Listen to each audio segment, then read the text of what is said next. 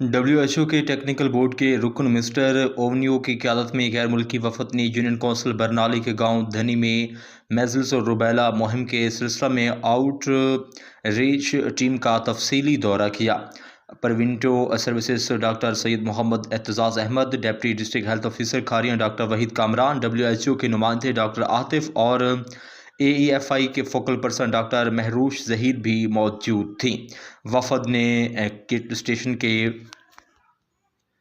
Branding, waiting area, tally sheets, daily targets और coverage reports, AEFI दस्तावेज़ात, रोज़ाना के मिस बच्चों के रिकॉर्ड, नक्शों और तमाम लॉजिस्ट का बारीकी बीनी से तफसीली जायज़ा लिया। इस दौरान MR वैक्सीनेशन के अमल, cold chain system, door marking और फिंगर मार्किंग की मॉनिटरिंग भी की गई।